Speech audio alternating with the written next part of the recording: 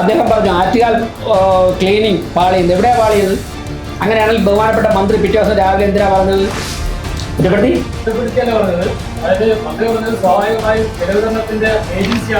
വിതരണത്തിന്റെ ഞാൻ അതാ സംഭവിച്ചത്. മന്ത്രി പറഞ്ഞ 100% അങ്ങ് അദ്ദേഹം പറഞ്ഞ ഇത്തരത്തിലുള്ള വാർത്ത ഞാൻ കേട്ടു. എന്തായാലും പൈപ്പ് പൊട്ടി പല സ്ഥലങ്ങളിൽ ഇപ്പോഴും പൊട്ടിക്കൊണ്ടിരിക്കും. ഇപ്പോൾ എൻ്റെ വാർഡിൽ കുലശേഖരം, അവിടെ ശിവക്ഷേത്രത്തിന്റെ മുമ്പിൽ പൈപ്പ് പൊട്ടുന്ന 4 തവണ ഞാൻ വാട്ടർ അതോറിറ്റിയായിട്ട് ബന്ധപ്പെട്ടു. KSEBയുടെയും വാട്ടർ അതോറിറ്റിയുടെയും ഉദ്യോഗസ്ഥരുമായിട്ട് സംയോജിപ്പിച്ച് ഒക്കെ ചെയ്യണമെന്നല്ല. അദ്ദേഹം പറയുന്നതൊക്കെ കേൾക്കാൻ നല്ല രസമാണ്. തിരുവനന്തപുരം കോർപ്പറേഷൻ ഈ കുടിവെള്ള പ്രശ്നം പരിഹരിക്കാൻ വേണ്ടി എന്താണ് ചെയ്തു തരുന്നത്? ഞങ്ങളുടെ ഭാഗത്തുനിന്ന് ഇനി എവിടെയെങ്കിലും ബില്ലുകൾ പെൻഡിങ് ഉണ്ടോ? കൗൺസിലർമാർക്ക് ആ ഇടറോഡിലൂടെ എല്ലാ വീട്ടിലും ബക്കറ്റിൽ വെള്ളം കൊടുക്കാൻ സാധിക്കും. ഈ കുടിവെള്ള പ്രശ്നം വന്നപ്പോഴേ ഞാൻ നേരത്തെ പറഞ്ഞത് വാട്ടർ അതോറിറ്റി ഉദ്യോഗസ്ഥന്മാരുടെ കഴിഞ്ഞ ദിവസം ബഹുമാനപ്പെട്ട മുൻ മേയർ ശ്രീ പ്രശാന്ത് പറഞ്ഞിരുന്നു KSEBയുടെയും വാട്ടർ അതോറിറ്റിയുടെയും ഉദ്യോഗസ്ഥരുമായിട്ട് സംയോജിപ്പിച്ച് ഒക്കെ ചെയ്യണമെന്നൊക്കെ. അദ്ദേഹം പറയുന്നതൊക്കെ കേൾക്കാൻ നല്ല രസമാണ്. അങ്ങനെ തന്നെയാണ് ചെയ്തത്. ആദ്യ ദിവസങ്ങളിൽ തന്നെ വാട്ടർ അതോറിറ്റിയുടെ ഉദ്യോഗസ്ഥന്മാരുടെ 4 തവണ മീറ്റിംഗ് വിളിച്ചു.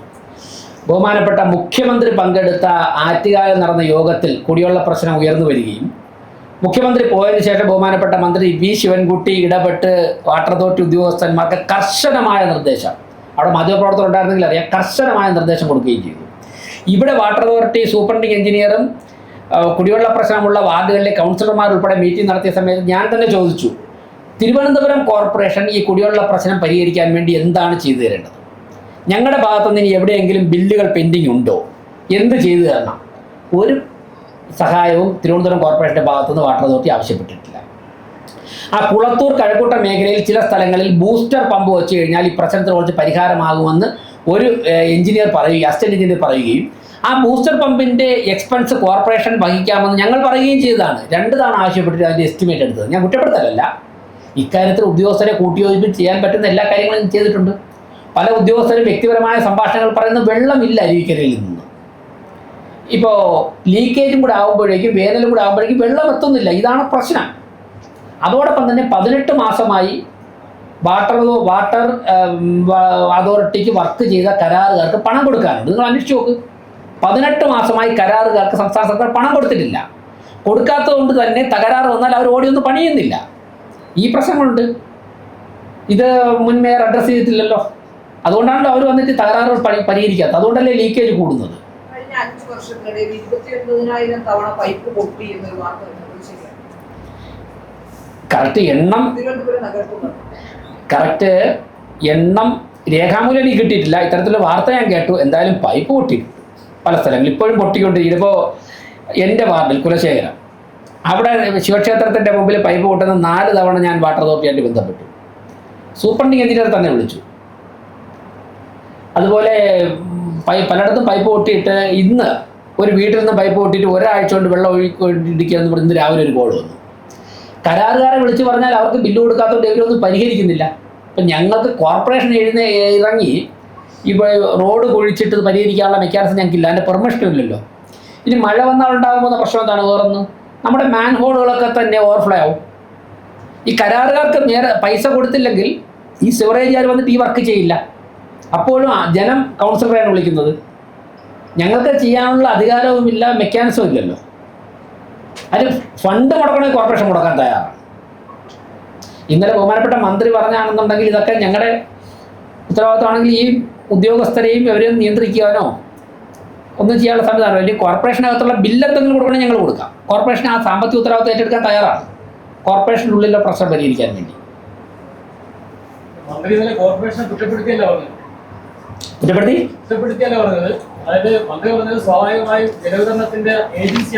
വിതരണത്തിന്റെ ഞാൻ അതാ സംബന്ധിച്ചത്. മന്ത്രി പറഞ്ഞ 100% അങ്ങ് അദ്ദേഹം പറഞ്ഞ ഉത്തരവാദിത്തം ഞങ്ങൾ ഏറ്റെടുത്ത് കഴിഞ്ഞു. അതുകൊണ്ടാണ് 210 ടാങ്കറുകൾ തലങ്ങും വിലങ്ങും ഓടുന്നത്. വിതരണം, ജലവിതരണം, ആ വിതരണം ഞങ്ങൾ നടത്തിക്കൊണ്ടിരിക്കുന്നു. ഇനിയും അത് എവിടെയെങ്കിലും എത്തേണ്ടതായിട്ടുണ്ടെങ്കിൽ കൗൺസിലർ വാട്ടർ അല്ല, അപ്പൊ കോർപ്പറേഷൻ ഉത്തരവാദിത്വം എന്താ പറഞ്ഞത്? സ്വാഭാവികമായി ഏതെങ്കിലും അടിയന്തരമായ സാഹചര്യങ്ങളിൽ പൈപ്പ് കൊടുക്കുക, മറ്റേതെങ്കിലും വെള്ളം എത്താതായി കഴിഞ്ഞാൽ അതിന് പകരം സംവിധാനം എടുക്കേണ്ട ഒരു ചുമതല കോർപ്പറേഷൻ ഉണ്ട്. അതെ, അതാണ് ചെയ്തുകൊണ്ടിരിക്കുന്നത്. ഞാൻ പറഞ്ഞ ആ ഉത്തരവാദിത്തമാണ് മന്ത്രി ഇന്നലെയല്ലേ പറഞ്ഞത്. ഞങ്ങൾ ജനുവരി മാസം മുതൽ ചെയ്തുകൊണ്ടിരിക്കുകയാണെന്നേ. കോർപ്പറേഷൻ്റെ ഉത്തരവാദിത്വം ഞങ്ങൾ ചെയ്തുകൊണ്ടിരിക്കുകയാണ്.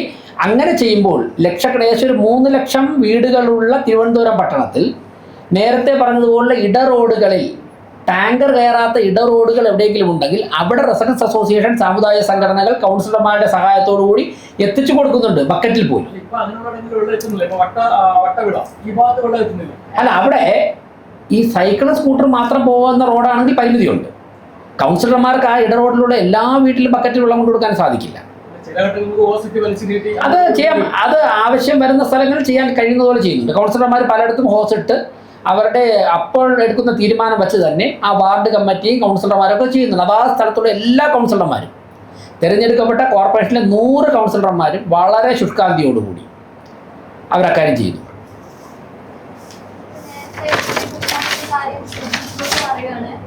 കഴിഞ്ഞ ദിവസം മാധ്യമങ്ങളോട് സംസാരിച്ചപ്പോൾ ഇത്തരം പ്രതിസന്ധികളിൽ എങ്ങനെയാണ് മുന്നോട്ട് പോയത് എന്നുള്ളത് അദ്ദേഹം മേയറായിരിക്കുന്ന കാലത്തും ചെയ്തതാണ്. അത് എങ്ങനെയാണ്, അതായത് തുറന്ന സംവാദത്തിന് സംവാദത്തിനുള്ള വെല്ലുവിളി ഏറ്റെടുക്കുന്നു പ്രശ്നം പറഞ്ഞു. ഞാനൊരു കാര്യം പറയാമല്ലോ. ഞാൻ ഒരു കാര്യം പറയാം. നമുക്കെല്ലാ കാര്യങ്ങളും അറിയാം. സംവാദമൊക്കെ നമുക്കാവാം, സംവാദവും കാര്യങ്ങളൊക്കെ ആവാം. ഈ പ്രശ്നമാണ് പരിഹരിക്കേണ്ടത്. 45 വർഷം ഭരിച്ച ഒരു സിസ്റ്റമാണ് 3 മാസമായ ഒരു ഭരണസമിതിയെ ഇത്തരത്തിലുള്ള കാര്യങ്ങൾ സംസാരിക്കാൻ നിൽക്കുന്നത്. ഒരു ഗവൺമെൻറ് തന്നെ, ഒരു ഗവൺമെൻറ്റും ഒരു മുൻ മേയർ, ഒരു മന്ത്രിയൊക്കെ ഇറങ്ങി നിന്നിട്ട് തെറ്റായ വാർത്തകൾ പ്രചരിപ്പിക്കുന്ന ശൈലി അവസാനിപ്പിക്കണം. ഞാൻ വേറെ ചോദിക്കട്ടെ, വിളപ്പിൽശാല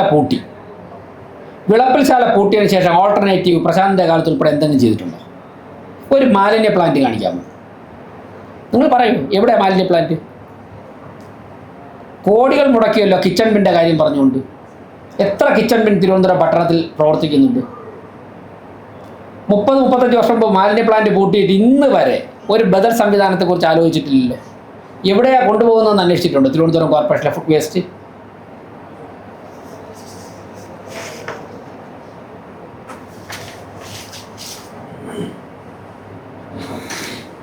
പിന്നെ അദ്ദേഹം പറഞ്ഞു ആറ്റുകാൽ ക്ലീനിങ് പാളിയുന്നത്. എവിടെയാണ് പാളിയത്? അങ്ങനെയാണെങ്കിൽ ബഹുമാനപ്പെട്ട മന്ത്രി പിറ്റേ ദിവസം രാവിലെ എന്തിനാണ് പറഞ്ഞത് കോർപ്പറേഷൻ ചെയ്യേണ്ട കാര്യങ്ങൾ ഉത്തരവാദിത്തത്തോടെ ചെയ്തു എന്ന്? അത് പറഞ്ഞതിന് ശേഷം വാർത്തകൾ വന്നപ്പോഴാണ് മനസ്സിലായത് അങ്ങനെ കോർപ്പറേഷനെ പിന്തുണച്ചു കഴിഞ്ഞാൽ ഭരണസമിതിക്ക് ജനങ്ങളുടെ ഇടയിൽ സ്വീകാര്യത കൂടുമെന്ന്. അതുകൊണ്ടാണല്ലോ പിറ്റേ ദിവസം ക്യാമറയും കൊണ്ടിറങ്ങിയത്. സംസ്കൃത കോളേജിൽ മാലിന്യം മാറ്റാൻ വേണ്ടി ചെന്ന വാഹനങ്ങളെ അവിടുത്തെ വിദ്യാർത്ഥി സംഘടനാ പ്രവർത്തകർ അതിനകത്ത് നിന്നും പറഞ്ഞ് പുറത്തുവിട്ടു. ഇവിടെ വാഹനം കോർപ്പറേഷൻ ഇടാൻ പാടില്ല, ഇവിടുത്തെ മാലിന്യം മാറ്റണ്ട എന്നുള്ള നിലപാടെടുത്തു സംസ്ഥാനം ഭരിക്കുന്ന ഒരു പാർട്ടിയുടെ വിദ്യാർത്ഥി സംഘടന. ഇങ്ങനെ രാഷ്ട്രീയമായ വിരോധം വെച്ചുകൊണ്ട് ഇങ്ങനെ പെരുമാറാമോ? ഇവിടുത്തെ ഹെൽത്ത് ഇൻസ്പെക്ടർ റിപ്പോർട്ട് ചെയ്ത കാര്യമാണിത് ഇപ്പം ഞാൻ പറയുന്നത്. സംസ്കൃത കോളേജിൽ കോർപ്പറേഷൻ്റെ വാഹനം ഇട്ടാൽ ടയർ കുത്തിക്കീറുമെന്ന് പറഞ്ഞു. ഒരു മന്ത്രിയും ഒരു മുൻ മേയറും ഇങ്ങനെയാണ് ആളുകളെ പഠിപ്പിക്കേണ്ടത്. എന്നിട്ട് പിറ്റേ ദിവസം ആക്ടിംഗ് സെക്രട്ടറി അവിടെ പോയിട്ട് ആ മാലിന്യം വാരിയിട്ടാണ് പറയുന്നത് കോർപ്പറേഷൻ ചെയ്തില്ല എന്ന്. ഒരു വാഹനത്തെ കത്തിക്കുമെന്നും ടയർ കുത്തിക്കീറുമെന്നും പറഞ്ഞ് ഭീഷണിപ്പെടുത്തി വിട്ടിട്ട് അവിടെ മാലിന്യം ഇടിയിപ്പിച്ച് അതിനെ പോയി മാറ്റുന്നു. ഈ സംസ്കാരം അവസാനിപ്പിക്കണം. പിന്നെ ഇന്ത്യയിൽ ഏറ്റവും കൂടുതൽ കോർപ്പറേഷനും മുനിസിപ്പാലിറ്റിക്കോ ഭരണത്തിന് നേതൃത്വം കൊടുക്കുന്ന പാർട്ടിയാണ് BJP. അതുകൊണ്ട് ഭരണം ഏത് തരത്തിൽ നടത്തണമെന്ന് ഞങ്ങൾക്ക് ഉത്തമ വിശ്വാസമുണ്ട്. കൃത്യമായിട്ടുള്ള അഡ്വൈസ് തരാൻ ആളുണ്ട്. ഈ പ്രശ്നങ്ങൾ ഇവിടെ തിരുവനന്തപുരത്ത് കുറച്ച് പ്രശ്നങ്ങളുണ്ട്. ഈ പ്രശ്നങ്ങൾ മുഴുവൻ പ്രശ്നം പരിഹരിക്കും. അതിന് കൃത്യമായിട്ടുള്ള പ്ലാനുണ്ട്. പുതിയ ഗവൺമെൻറ് വന്നതിന് ശേഷം കുടിവെള്ള പ്രശ്നം എങ്ങനെ നമുക്ക് ശാശ്വത പരിഹാരം ഉണ്ടാക്കും. ഞങ്ങൾ പരിഹരിച്ചു പോകുന്ന പ്രശ്നം ശാശ്വതമായിട്ടായിരിക്കും. ഇതുപോലെ തൊട്ട് വെച്ചിട്ടൊന്നും പോവില്ല. തിരുവനന്തപുരത്ത് 6 മാസം ഒരു വർഷത്തിൽ കുടിവെള്ള പ്രശ്നമുണ്ട്. ഡിസംബർ അവസാനം ആരംഭിച്ച് ഡിസംബർ, ജനുവരി, ഫെബ്രുവരി, മാർച്ച്, ഏപ്രിൽ, മെയ് 3 മാസം വെള്ളക്കെട്ടാണ്. 6, 3, 9 മാസം നമ്മുടെ ഭരണസമിതിയുടെ എനർജിയുടെ നല്ലൊരു ശതമാനവും ചിലവാകുന്നത് ഈ വെള്ളപ്പൊക്കവും കുടിവെള്ളമില്ലായ്മയുടെയും പുറകിലാണ്. ഇത് ശാശ്വതമായി നമുക്ക് എങ്ങനെ പരിഹരിക്കും? ജനങ്ങളുടെ മുഴുവനും ഊർജ്ജവും ചെലവഴിക്കുന്ന ഈ ടെൻഷനിലാണ്. ഇത് പരിഹരിക്കുവാൻ വേണ്ടി സംസ്ഥാന സർക്കാരും കേന്ദ്ര സർക്കാരും പ്രാദേശിക ഭരണകൂടവും ഒരുമിച്ച് നിൽക്കണം. പുതിയ ഗവൺമെൻറ് അധികാരത്തിൽ വന്നതിന് ശേഷം കേന്ദ്ര ഗവൺമെൻറ്റുമായി സംസാരിച്ച് വിദഗ്ധരുടെ ഉപദേശം തേടി ഇക്കാര്യങ്ങൾ രണ്ടും പരിഹരിക്കാൻ വേണ്ടി എന്ത് ചെയ്യണം എന്ന് ഉള്ള ചർച്ചകൾക്കും പ്രവർത്തനങ്ങൾക്കും കോർപ്പറേഷൻ ഭരണസമിതി മുൻകൈ എടുക്കും. ഈ പ്രശ്നം കൃത്യമായിട്ട് അഡ്രസ് ചെയ്യും. പ്രശാന്ത് പറഞ്ഞതുപോലെ മുൻകാലങ്ങളിൽ കോർപ്പറേഷൻ ഈ കേന്ദ്ര സർക്കാരിന്റെ അമൃത് പദ്ധതിയെ ഉപയോഗിച്ചിരുന്നു. എന്തുകൊണ്ട് പുതിയ ഭരണസമിതി ഈ കേന്ദ്ര ഞാനത് അതാണല്ലോ പറഞ്ഞത്. ഞങ്ങൾക്ക് മാർച്ച് 15 ശേഷം മെയ് 6 വരെയുള്ള ഞങ്ങൾക്ക് പരിമിതിയുണ്ട്. മാർച്ച് 15 മെയ് 6 ഇടയ്ക്ക് ഇത്തരത്തിലുള്ള കരാറുകൾ ഏർപ്പെടാനോ കേന്ദ്ര സർക്കാരുമായി ചർച്ച ചെയ്ത് തീരുമാനങ്ങൾ എടുത്ത് പുറത്തു വിടാനോ പരിമിതിയുണ്ട്. പ്രശാന്ത് പറയുന്നത് 45 വർഷത്തെ ഭരണസമിതിയുടെ ചരിത്രമാണല്ലോ. നമുക്ക് ആർക്കോ അറിയാമല്ലോ അമൃത് പദ്ധതി. ഞാൻ പറഞ്ഞത് ആ പ്ലാന്റ് അവിടെ രണ്ടാമത്തെ പ്ലാന്റ് വന്ന് അദ്ദേഹത്തിൻ്റെ 4 വർഷത്തെ ഭരണസമിതിയുടെ സമയത്തല്ലേ. ഇനി ആ പ്ലാന്റ് അവിടെ വന്നെങ്കിൽ ഇന്നെന്ത് വീണ്ടും പ്രശ്നം നിലനിൽക്കുന്നു? അത് വിജയകരമായിരുന്നെങ്കിൽ ഇന്നും ആ പ്രശ്നം ഉണ്ടാവാൻ പാടില്ലല്ലോ. അതിനെന്താ അദ്ദേഹം ഉത്തരം പറയാത്തത്? ഞാനത് പറയട്ടെ സുഹൃത്തെ, അദ്ദേഹത്തിൻ്റെ പ്ലാന്റിൻ്റെ അങ്ങനെയാണെങ്കിൽ വേനൽക്കാലം വരുന്നതിനും പറ്റകുറ്റ പണികൾ നടത്തുമെന്നുള്ള ബോധമില്ലാത്തവരാണ് എഞ്ചിനീയർമാർ. പ്രശാന്തിൻ്റെ സമയത്ത് അദ്ദേഹം പറഞ്ഞത് പദ്ധതി വിജയമായിരുന്നുവെങ്കിൽ, അദ്ദേഹത്തിൻ്റെ സമയത്ത് കോടികൾ ചെലവഴിച്ച് നടപ്പിലാക്കിയ കിച്ചൺ വിജയമായിരുന്നുവെങ്കിൽ ഇന്ന് ഈ ഫുഡ് വേസ്റ്റ് കൊണ്ടുവന്ന് ഓടയിൽ തള്ളുമോ? അപ്പോൾ ചോദിച്ചാൽ ഒരുപാട് കാര്യങ്ങൾ അങ്ങോട്ട് ചോദിക്കാണ്ട്. പിന്നെ അങ്ങനെയുള്ള ചർച്ചകളിലേക്ക് പോയി നമ്മുടെ വാല്യുബിളായിട്ട് സമയം അതിനുവേണ്ടി മാറ്റി വയ്ക്കേണ്ട എന്ന് കരുതിയിട്ടാണ് ഞാൻ അതിലേക്കൊന്നും പോകാത്തത്.